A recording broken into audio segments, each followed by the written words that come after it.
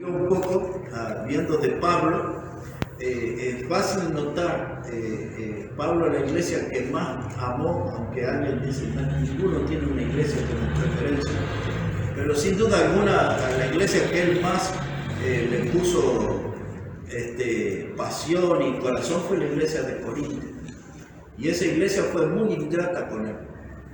Él fue el que levantó esa obra, estableció esa obra, la hizo una iglesia grande en medio de muchas luchas. Corinto, hermano, es un puerto hasta el día de hoy en Grecia, es uno de los puertos más importantes. En los días de Pablo era una ciudad sumamente comercial, donde barcos llegaban de todos lados, el comercio era algo potente y la vida pecaminosa de la iglesia era muy potente también. Bueno, de la iglesia, no, de toda la sociedad. Y esa gente fue alcanzada por el Evangelio.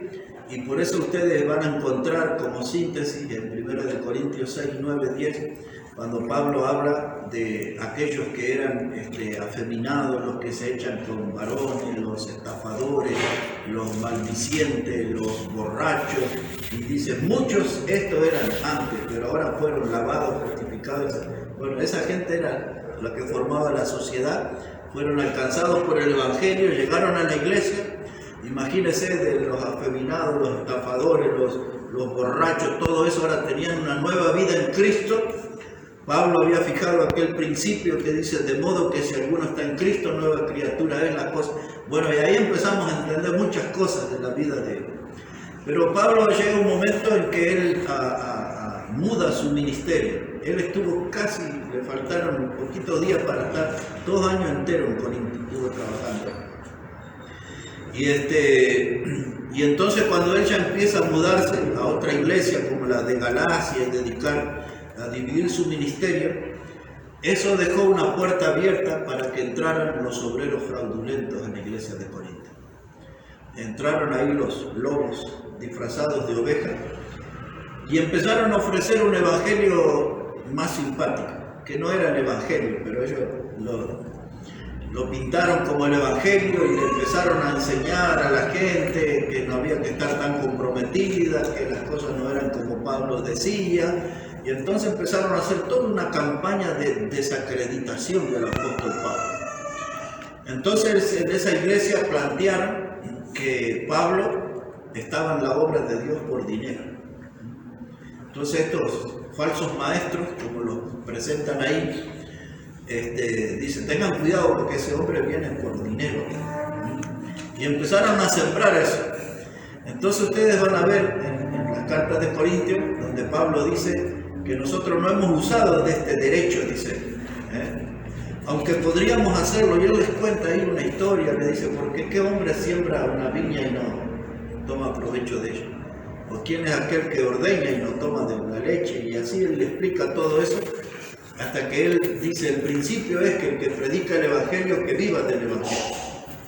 Y entonces él después le llega a decir, pero nosotros no hemos usado de ese derecho, sino que nos hemos valido de nuestras manos para sostenernos y haciendo cartas. O sea que él nunca agarró plata de la iglesia, de modo que lo que decían los falsos maestros era una gran mentira. Pero hubo gente que sabía que era mentira e igual decían, tengan cuidado con Pablo que está en la obra por plata.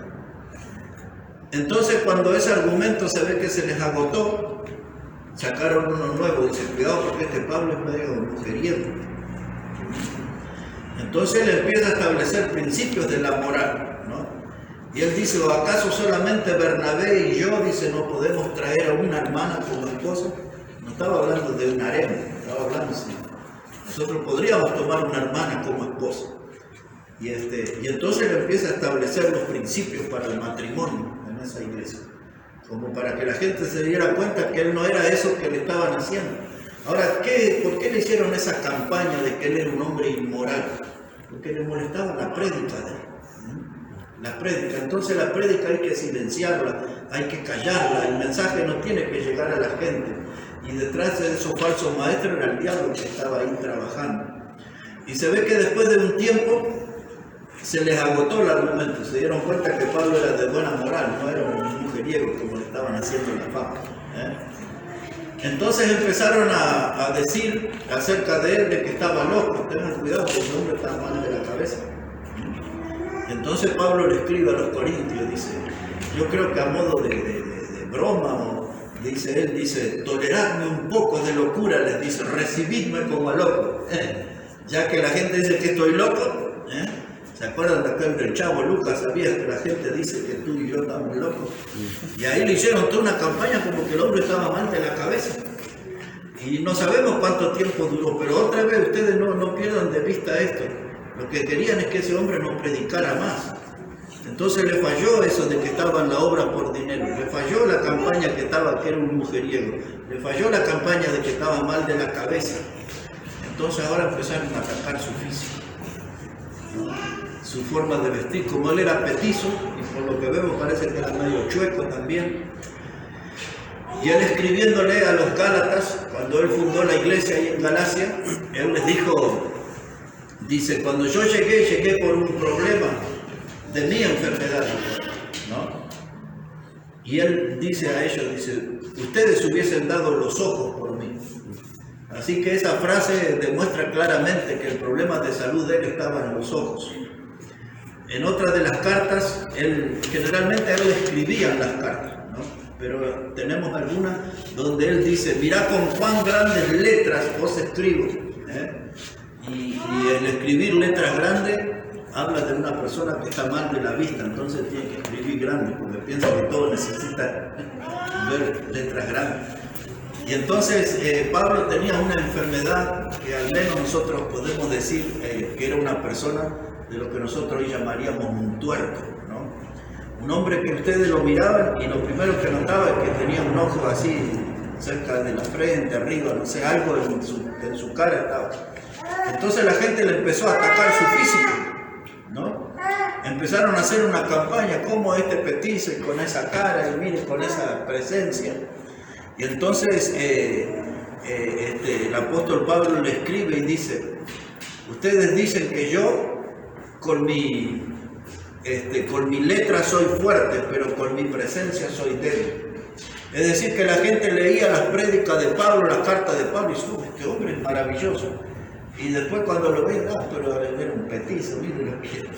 Entonces él les dice eso, ¿no? Dice, él usa una palabra, la palabra osadía. Dice, yo podría haber ido y enfrentado a todos esos falsos maestros con osadía. La palabra osadía habla de una valentía, de alguien que está dispuesto a enfrentarse con fieras salvajes y todo. Yo podría haber ido y haber hecho ahí un enfrentamiento en la iglesia y todo, pero eso no es una cosa de sabio. Y entonces, esa historia de Pablo se repite en estos 2000 años de la historia de la iglesia. Y las mismas cosas que le atacaron a él también me han atacado a mí. Por lo tanto yo escribí ese libro. ¿No? Para presentar de que eso no es algo nuevo, eso le pasa a todos. Y el que quiere estar en el ministerio no puede victimizarse. Es decir, no puede pararse delante de la gente y decir, mire pobrecito de mí, cómo me atacan, mire lo que dice, cómo me difaman. Esa clase de gente Dios no quiere. Uno cuando es llamado por Dios al ministerio, sabe a qué Dios lo llama y sabe a qué uno se expone. Y de eso es que hay que tomar en serio. Cuando nosotros venimos aquí, no es para llorar de que somos débiles y flojitos y todo eso. Venimos aquí para tomar la cruz y seguir al Señor y ponernos en serio. Ahora, toda esa historia que tiene parte que ver con este libro es para algo que les voy a explicar en menos de 5 minutos. Era más larga toda la introducción que lo que les voy a hablar. Lo que les voy a hablar está en Josué capítulo 5. En Josué capítulo 5, nosotros llegamos ahí, ya el pueblo de Israel había salido de Egipto, ya estaban entrando en la tierra prometida. Y ahora cuando salieron de Egipto, el mismo Pablo contó en 1 Corintios 10 de que todo el pueblo cruzó el Mar Rojo. Y dice Pablo en 1 Corintios 10, dice que todos fueron bautizados en la nube. Y dice Pablo, y todos bebieron de la roca espiritual que era Cristo. Eso explica Pablo cómo salió el pueblo de Egipto. Y ahora entraron al desierto y allí estuvieron 40 años. Y allí todos los que salieron de Egipto, toda aquella generación murió postrada en el desierto en esos 40 años. Y solamente sobrevivieron dos, que fueron Caleb y Josué. Y ellos son los únicos dos, de un poco de más de 3 millones de personas que salieron de Egipto, solamente ellos dos entraron a la tierra prometida. Todos los otros que entraron eran menores de 40 años, es decir, todos los otros que entraron a la tierra de Canaán nacieron en el desierto, en los 40 años. Y ahora cuando salieron de Egipto, dice que todos fueron bautizados. Ese era el distintivo de que ellos eran pueblo de Dios. Entonces ahora todos esos que nacieron en el desierto, tenían que tener ellos un distintivo para que todos supieran, estos son hijos de Dios. Y esto es lo que sucede aquí está la lección. Miren, en Josué 5, versículo 2, dice: y en aquel tiempo Jehová dijo a Josué: hazte cuchillos afilados y vuelve a circuncidar la segunda vez a los hijos de Israel. Y Josué se hizo cuchillos afilados y circuncidó a los hijos de Israel en el collado de Aralot. Esta es la causa por la cual Josué los circuncidó. Todo el pueblo que había salido de Egipto, los varones, todos los hombres de guerra habían muerto en el desierto por el camino, después que salieron de Egipto. Pues todos los del pueblo que habían salido estaban circuncidados, mas todo el pueblo que había nacido en el desierto por el camino, después que hubieron salido de Egipto, no estaba circuncidado. Entonces todos los que salieron de Egipto, que cruzaron el Mar Rojo, fueron bautizados en la nube, estaban circuncidados, tenían un distintivo de que eran el pueblo de Dios. Pero estos que entraron a la tierra prometida, excepto los dos que nombré, no tenían ninguno una marca de que eran pueblo de Dios. Y así que ahí había que afilar piedras, y uno por uno, ya no sé si se dieron cuenta, desnudos tenían que pasar delante de Josué. Y tomaban del miembro del prepucio y le cortaban a todos los hombres. Y esa marca en el cuerpo es el distintivo hasta el día de hoy que hacen los judíos. Es lo que hacen al octavo día, cuando presentan al mismo Señor, cuando fue presentado el octavo día, le circuncidaron. Y esa es la marca en el cuerpo de que son del pueblo de Dios. Ahora, nosotros no somos el pueblo de Israel, nosotros somos la iglesia. Y Pablo dice que esa marca, nosotros fuimos circuncidados en el corazón. Es decir, que nuestro corazón es el que registra la marca que somos propiedad de Dios, somos pueblo de Dios. Ya no necesitamos una marca en el físico, sino cuando la Biblia habla del corazón, no está hablando de este órgano del lado izquierdo, sino cuando habla de corazón, habla del asiento de las emociones humanas. Podemos traducir como alma también. O sea que en el alma tenemos la marca de que somos hijos de Dios. Pablo le explicó a los efesios que cuando nosotros creímos en el Evangelio de salvación, entonces Efesios 1:13, dice, creímos en el Evangelio de salvación, dice, fuimos sellados con el Espíritu Santo de la promesa. Esa es la marca. ¿Entienden cómo es la cosa ahora? Amén. Ahora no nos tienen que atacar con piedra ni cuchillo, nada en el cuerpo.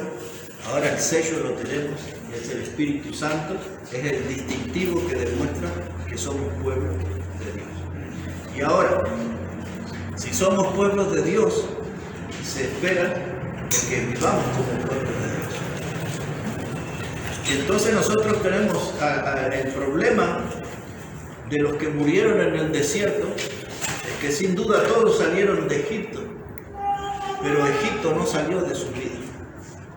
Por eso ese viaje que tenían que hacer de Egipto a la tierra prometida se podía hacer en 11 días caminando, 11 días, y a ellos les llevó 40 años.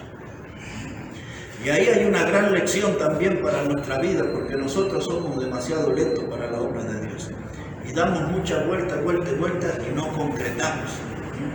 Y a veces nos parecemos a ese pueblo, y la razón por que la demoraron tantos años para llegar a la tierra prometida estaba en su rebeldía. Traduzco, en su ingratitud. Fue un pueblo ingrato, Fue rebelde porque no supo agradecer a Dios. Y Dios le dio todo a ellos como nos da a nosotros como iglesia. Cuando ustedes se ponen a recordar, Dios le dio agua de la peña para el pueblo y para los animales. Una vez Moisés golpeó la peña y le dio agua para 3 millones de personas y los animales. Otra vez le habló a la peña y le dio agua para todo el pueblo. Ellos en su capricho y rebeldía querían comer carne en el desierto. Ahí no había frigorífico, ni shopping, ni nada, y Dios les mandó una tormenta de codornices, y dice la Biblia que le salía hasta por la nariz la carne, ¿no? Y después dice la Biblia de que en el Salmo 78 dice que Dios le dio carne de Leviatán. El Leviatán era el cocodrilo. Yo no sé de dónde lo sacó Dios, pero tenían carne de cocodrilo en el desierto. David dijo de ese tiempo, dice, adereza mesas delante de mí, en el desierto. Dios no era ahí tenemos un árbol, algo, ahí vamos, no, una mesa bien preparada. Dios le atendió a su pueblo, del mismo modo que hace con nosotros. Dios hizo funcionar la panadería del cielo 6 días en la semana y les dio maná del cielo todos los días. Y un día le dio una ración doble, porque el día del Señor no trabajaba, entonces le daba una ración doble para que no le faltara ese día. Y de todas las cosas que ellos recibieron en el desierto, ellos se quejaron de todos. Tenían excusas para no servir a Dios. Es la fotocopia de lo que es la iglesia de nuestro tiempo, ¿no? Siempre tenemos una excusa. Por esto no puedo, por aquello. Y empezamos a mostrar un corazón rebelde y aparece esa palabra, la palabra ingratitud. Entonces, frente a ese problema, y como el tema ahí es bien largo, yo ya voy a terminar. Todo lo que nosotros necesitamos para corregir ese mal en nuestra vida de la ingratitud es volver a mirar a la cruz y quién murió en esa cruz. Amén. Y de qué modo Él se entregó y se sacrificó por nosotros. Y el domingo leíamos aquí un pasaje de Efesios 5:25, donde Dios dice a los maridos, amad a vuestras mujeres como Cristo amó a la iglesia y se entregó por ella. Ahora, si Él me amó y se entregó por mí, ¿cuál es la respuesta que corresponde de mi vida? Amarle y entregarme por Él. Amén. ¿Y por qué eso no es realidad en nuestra vida? Por esa palabrita mala, ingratitud. No somos agradecidos a Dios. No tomamos dimensión a veces de la salvación eterna. No tomamos dimensión de lo asqueroso de nuestro pecado que Él perdonó y lavó con la sangre preciosa. Si nosotros tuviéramos en mente el modo de que hemos pecado contra Dios y ofendido a Dios y cómo Él nos perdonó, cuando uno se pone a pensar, sobre todo cuando ya es creyente de años, y yo no encuentro un solo argumento que justifique que Dios me tenga que amar a mí. ¿Por qué me tienen que amar? No soy bueno, soy pecador. No soy un hombre de estudio, no soy un genio, no hay ninguna virtud en mí para que Él me ame. No tengo un solo argumento para decirle, Dios, me tenés que amar por esto que soy yo. No hay nada. Y aún así Él nos amó.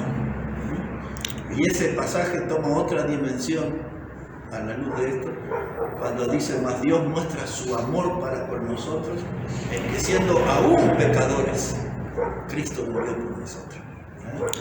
Entonces, aunque no había nada bueno en nosotros, ninguna virtud, Él nos amó, se entregó por nosotros, nos dio una salvación eterna, nos sacó esa carga tan pesada y destructora de nuestra vida que es el pecado.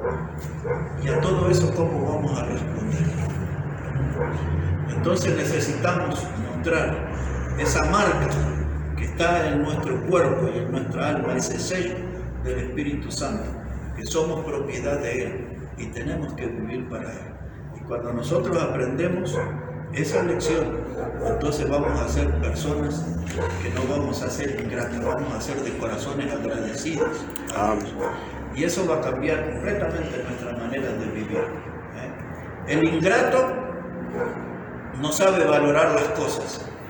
El que sabe valorar la salvación va a tener una vida consagrada y va a poder hacer grandes cosas para glorificar a Dios.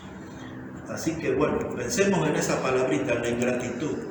Y si hay algo de eso en nosotros, tenemos que desterrarlo, porque Dios merece que seamos continuamente personas agradecidas, principalmente por la salvación eterna que nos dio Cristo. Amén. Ahí no va.